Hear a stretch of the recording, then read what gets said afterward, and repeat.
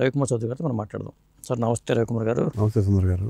As అంటే ఏంటండి? మా ఇంటి పేరు ఆరమళ్ళ అండి. మా అమ్మ పేరు సుశీలాదేవి. నేను 94లో వచ్చాను ఇండస్ట్రీకి. మా గురువు సాగర్ గారి దగ్గర అసిస్టెంట్గా పనిచేస్తున్న ఫస్ట్ షెడ్యూల్లోనే ఆవిడ చనిపోయారు. నాకు మా అమ్మతోటి బాగా అటాచ్మెంట్, అంటే ఆల్మోస్ట్ అందరికీ ఉంటుంది, నాకు కొంచెం ఎక్కువ అండి. ఆవిడ చనిపోయిన తర్వాత అసలు నా పేరు ఏ రవికుమార్ సార్. అప్పుడు ఏఎస్ రవికుమార్ అని స్టార్ట్ చేశాను. మళ్ళీ కేఎస్ రవికుమార్ ఇంకో డైరెక్టర్ గారు ఉన్నారు, అవును పెద్ద అవును, ఆయన పేరు ఈ పేరు సిమిలర్గా ఉంటుందని చెప్పి ఫ్రెండ్స్ అందరూ చౌదరి పెట్టారండి. అట్లా ఏఎస్ రవికుమార్ చౌదరి అయింది సార్. చౌదరి పెట్టుకోవడానికి ప్రత్యేకమైన కారణం ఏమీ లేదు అయితే?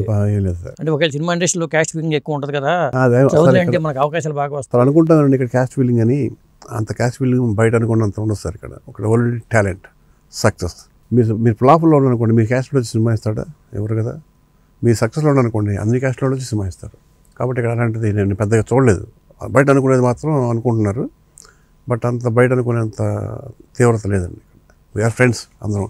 ఇప్పుడు మా గురుగారు విద్యాసాగర్ రెడ్డి, వి వినాయక్ తెలుసు మీకు, కానీ ఆయన సాగర్ రెడ్డి అని ఎవరు అనుకోరు. ఆయన ఫస్ట్లో ఆయన పేరే హుయ్యూరు విద్యాసాగర్ రెడ్డి అని పడేదండి. తర్వాత ఆయనే సాగర్ అని షార్ట్ కట్ చేసుకున్నారు. ఎందుకని అట్లా అదే తెలియదు సార్. ఇప్పుడు సార్ నేను 10 years వి వినాయక్ ఉన్నానండి. మన ఆయన అతను చౌదరి కాదు కదా, సాగర్ గారు చౌదరి కాదు కదా, నేను కాపు కాదు కదా, జి నాగేశ్వర రెడ్డి ఉన్నాడు. మేమంతా మరి 10 years ఒకే కాంపౌండ్లో, ఆల్మోస్ట్ వినయ్ నేను ఒకే రూమ్లో, ఒకే బెడ్, ఒకే సాధారణంగా గురువుని ముంచిన శిష్యులు ఉంటారు, గురువుని మించిన శిష్యులు ఉంటారు. ముంచిన శిష్యులు మీరేమో సాగర్ గారి శిష్యులు అందరూ మంచి పైకి వచ్చారు, అంటే గురువుని మించిన శిష్యులు అంటే అది మాకు ఆయన ఇచ్చిన ఫ్రీడమ్ సార్. స్టూడెంట్స్గా ఉన్నప్పుడు మాకు ఫుల్ ఫ్రీడమ్ ఇచ్చేవాళ్ళు. అంటే రైటర్స్ అటాచ్ చేసి సీన్ ఎలా రాయించుకోవాలి మాకు తెలిసిపోయేది. అందుకని ఎప్పుడు రైటర్స్ ఉండేవాళ్ళం కదండి. ఎల్బీ శ్రీరామ్ గారు రైటర్ అయితేనేమో వినయ్ ఉండేవాడు ఎల్బీ గారి తోటి, మరుదు రాజా గారు రైటర్ అయితేనేమో నేను ఉండేవాడిని. అంటే ఎవరికి భావ సారూప్యత ఉంటుందో వాళ్ళకి అటాచ్ చేసేవాడు. ఓకే, సీను అందరితో ఉండేవాడు.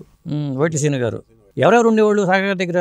నేను జాయిన్ అవ్వకముందే వినయ్ జాయిన్ అయ్యాడు సార్, అమ్మదొంగ సినిమాకి. అది వినయ్ కూడా ఫస్ట్ సినిమా అదే. నేను వినయ్ అనకూడదు, వినయ్ అన్న అంటాను.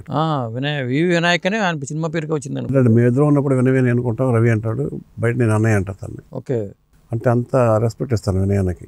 94 ఆగస్టులో స్టార్ట్ అయిందండి సినిమా అమ్మదొంగ. దానికి వినయ్ అన్న అసిస్టెంట్ డైరెక్టర్, నేను apprentice, Srinu Vaitla associate director. అలా ముగ్గురుతో అక్కడి నుంచి స్టార్ట్ అయ్యామండి. శ్రీను అన్న మధ్యలో వేరే సినిమాకి వెళ్ళిపోయాడు.